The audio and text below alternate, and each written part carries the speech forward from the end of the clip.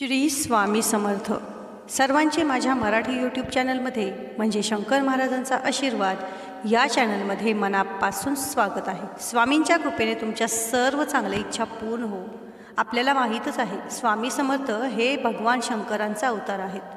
तर आपल्याला आज शिवपुराणात काही उपाय सांगितले गेलेले आहेत की ज्या उपायाने महादेवांच्या भोलेनाथांच्या या उपायाने मोठमोठ्या आजारांपासून मुक्ती मिळेल. हे 7 उपाय तुमचे जीवन बदलतील. तुमचे मोठे मोठे कॅन्सरसारखे रोग बरे होतील. घरामध्ये शांतता परत येईल. तर कोणते ते उपाय आहेत ते तुम्ही लक्ष देऊन ऐका. तुम्ही माझ्या चॅनलवर अजूनही नवीन असाल, माझ्या चॅनलला सबस्क्राईब केलेलं नसेल तर माझ्या चॅनलला तुम्ही सबस्क्राईब करा. चला तर मग जास्त वेळ न घालवता व्हिडिओला सुरुवात करूया. नंबर 1, भगवान शिवांचे एक नाव कुंडकेश्वर हे आहे. शास्त्र सांगते की ज्या व्यक्तीला गाठीची तकलीफ होत असेल किंवा हातपाय आखडणे अशी तकलीफ होत असेल, बसता उठता येत नसेल किंवा रात्री झोपले तर कंबर आखडणे, पाठ आखडणे, त्यासाठी कुंडकेश्वर महादेवाचे पूजन केले जाते. कुंडकेश्वर महादेवाचे पूजन कसे करायचे आहे? शास्त्र सांगते की चंदनाला तिळाच्या तेलात एकत्र करून प्रदोषच्या दिवशी भगवान शंकराच्या शिवलिंगावर त्याचे लेपन करावे. तसेच हे लेपन केल्यानंतर भोलेबाबांना स्नान घातले जाते. चंदनाचे लेपन पहिले केले जाते आणि नंतर स्नान घातले जाते. दुधाने, दह्याने, जेही तुम्ही घेऊन गेले आहात त्याने तुम्ही स्नान घालू शकता.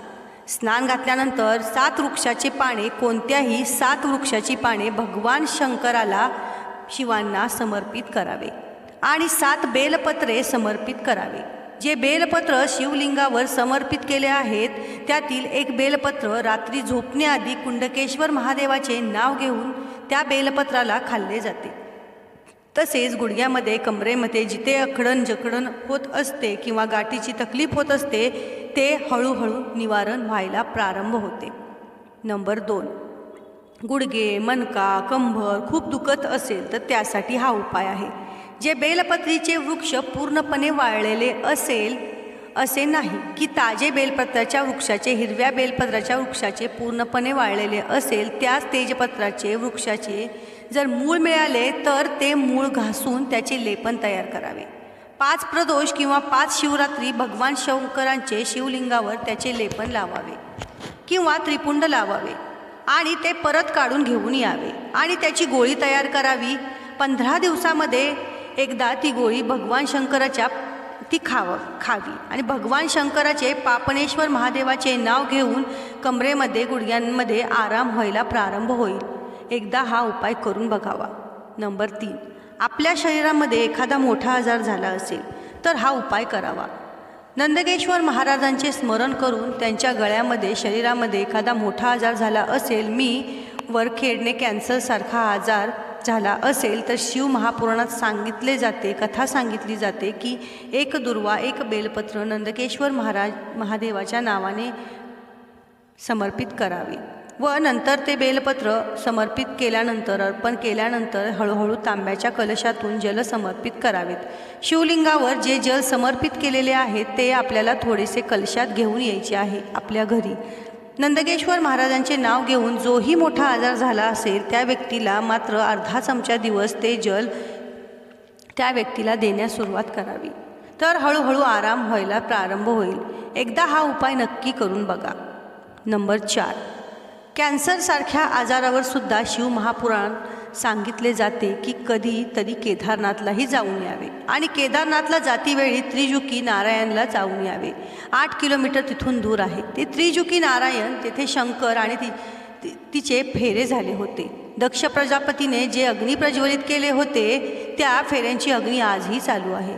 माता सतीचे चालण्याने ते कुंड बनले होते. त्या कुंडाचे पाणी घेऊन यावे. कितीही कठीण कॅन्सर असेल त्या कॅन्सरच्या व्यक्तीला हळूहळू पाजायला सुरुवात करावी. कॅन्सरमध्ये आराम मिळायला सुरुवात होईल. नंबर 5, जर शरीरामध्ये लकवा लागला असेल तर डॉक्टरला त्याचे काम करून द्यावे आणि तुम्ही भगवान शंकरावर विश्वास ठेवून पांडुकेश्वरला जावे. तिथे भगवान शंकराने पहिल्यांदा उत्तराखंडाच्या भूमीवर भगवान शंकराचे शिवलिंग प्रकट झाले होते.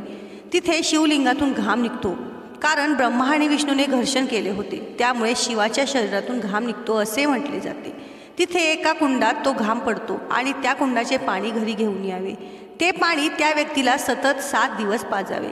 त्याचे थरथर कापणे बंद होईल, लकव्याचा आजार समाप्त होईल, शरीर वापस काम करायला सुरुवात होईल, तुमचे शरीर पूर्वरत होईल. असा कोणताही आजार नाही ते महादेव बरे करू शकत नाहीत. फक्त मनापासून श्रद्धा ठेवायला हवी.